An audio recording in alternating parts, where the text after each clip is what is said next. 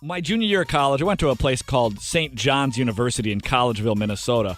It was a Catholic university, you know. It was myself and me and my buddies, and we were just your average Catholic guys. We sometimes went to church and we sometimes didn't.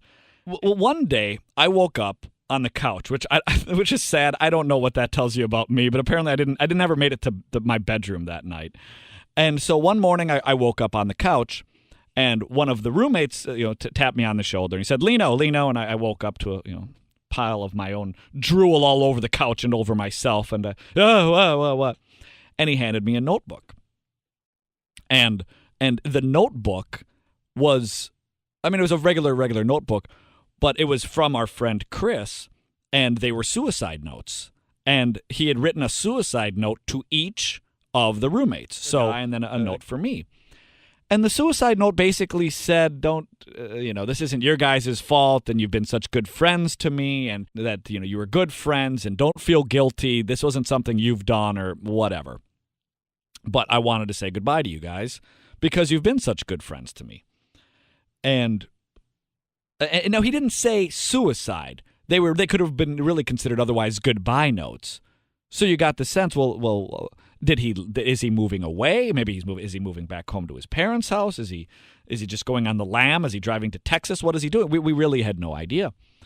But obviously we were concerned and trying to figure out what possibly was going on. And so, the first thing we did was start calling around to different friends' homes and saying, hey, have you seen Chris? And people vaguely, we didn't want to tell them why. And they'd say, oh, yeah, I think I saw him at the bar last night. We said, well, no, but did he stay over? No, he didn't. Okay. We're looking for our friend after writing us basically goodbye notes, maybe suicide notes. We're looking for our friend, and yet at the same time, praying to God we don't find him. But we got a phone call from a girl that we had called earlier in the day asking if they'd seen our roommate, and she said, oh, yeah, he's at the library. Well, wait a minute, you wrote a goodbye note to go to the library? I don't understand what he said, and we were all laughing. So we pile into the car, and we drive to the library, and there he is reading a book. And we go, hey. And he's like, hey, guys. And we're laughing. And we go, well, what the hell's going on? And he goes, oh, I don't know. Like, what do you mean you don't know? He's like, I don't know, whatever. And so even though he had written us basically goodbye notes, when we saw him, we said, well, what is that about? He goes, and we all start making that noise. Oh, we start laughing, whatever. And it was as if nothing ever happened. And so as I was going to sleep that night, the thought, and I don't know why, but the thought occurred to me to pray for my friend Chris. And I had just this very strange feeling, and I didn't know why I was praying for Chris, but I was praying for him. And so Monday morning came along, and it was MLK Day. Somebody said, hey, has anybody seen Chris? And I said, no, it's weird. He didn't come home last night. He wasn't there last night. And one of the guys who was another one of our close friends, a place Chris usually stayed at night, said, oh, that's weird, because I haven't seen him since Saturday night. There was another friend of ours they lived in a party house, and I know Chris sometimes stayed over there at night. And so I said, guys, I'll jump in the car and I'll drive over to that guy's house. Just out of curiosity, maybe I'll see what happens. And so I pulled up, and I didn't see Chris's car. Well, if Chris's car wasn't there, I didn't even have to go into the house. Obviously, he wouldn't have been there.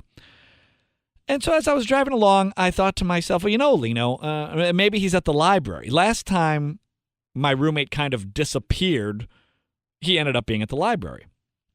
So that's what I did, is I drove over to the library, and I drove up to the parking lot, and as I was getting a parking spot, I saw his car. And so when I saw the car, I of course started laughing, because I go, what is it with this guy? Every time he gets us scared, and what is he up to? He's at the library again. Okay. So I pulled up to I pull up to his car, and I pull up to the right of his car. Okay, so when I parked the car, my driver's door, if you will, would have opened to the passenger side door.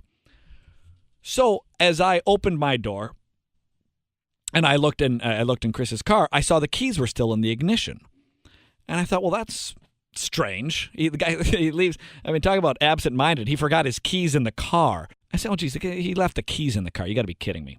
So being a good friend, of course, I'm going to grab the keys out of the car before I go into the library to see what's up. And so as I look inside the car, I see him lying there. And so I see him asleep in the car, and I go, now what on earth is he doing? How on earth do you fall asleep in a car in January in Minnesota? It's freezing out. And so, you don't want to, how when you wake up, when you wake somebody up, you have to be real careful. You have to be real gentle because, if you say, hey, wake up, they go, ha! And then they're scared and everybody's scared and, and then you feel guilty. So I start with just a real slight tap on the window. And he didn't wake up. So I said, all right, well, I'll open the door, but I'll open it real carefully and quietly because, again, nobody likes being frightened when they're asleep. So I open up the passenger side door where his head is. I said, hey, Chris, wake up.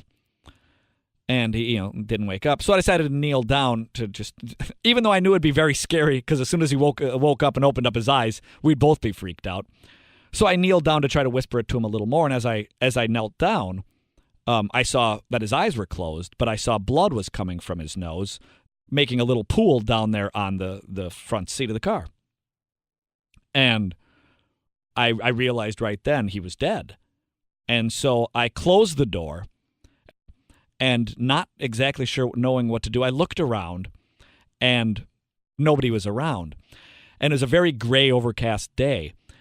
And I just looked up to heaven and said, God, where are you? And I didn't know what else to say. But I also had to do something, of course. So I went inside, and there was a campus phone there, and I picked it up, and there was a number you could dial for campus security. And the person on the other end said, campus security, how can I help you? And I said, my friend's dead. And obviously the person was just as much shocked to hear that news as I was to utter those words. And they said, what? And I said, I think my friend is dead. And I told them, I'm on this particular part of campus. Somebody show up. So they said, okay, so go back outside there and wait. And so I went outside and waited, and there I was again standing at the car by myself, just looking up to heaven. And I can picture to this day, this is 21 years ago. I'm looking up, and I can still picture this gray, overcast sky. And I just remember saying, God, why? I didn't really know what else to say. And then the police showed up, and then of course, people started gathering. Nobody was around to help me when I was by myself, but then other people showed up, including one of my roommates and another close friend of ours showed up. And, we kind of looked at each other like, well, this is our friend who's died. Now, I didn't, again, and I think it's because I was in a state of shock is all I can imagine. I was told there was a gun on the front seat of the car. Now, I never saw that, but even my roommate, who showed up a half hour later than I did, showed up. They saw there was a gun and such. So I never saw anything like that, or at least maybe subconsciously my mind forced me to block that out. I have no idea. But I was still just sort of standing there saying, what is going on? What is going on? And eventually the body was taken away in an ambulance. And one of the strangest things that happened, that could possibly happen, everybody left. And so everybody left, and suddenly I was still standing there. And maybe this had been an hour had transpired, maybe an hour and a half or so. And suddenly I was still standing there, looking up at that same gray sky, asking God why this happened. That it was a time in my life where I realized that I had to decide for myself if God was real, and if God was real, how seriously I wanted to take my relationship with him. And now, again, this is not a conversion story where, and from that day on, I consecrated my life to the Blessed Virgin Mary and the Sacred Heart of Jesus. And from that moment on, I have turned my back to sin and always turned my face to the light of Christ. No, of course not. That's stupid. It was a time that I realized I was taking faith seriously. And it was pretty much a turning point in terms of the frequency of which I've made it to Mass. One of the reasons I've decided to go and get a master's degree in theology was because I realized I should probably start learning about this God whom I supposedly believe in and supposedly is all loving and supposedly all forgiving. I should probably learn something about that, right?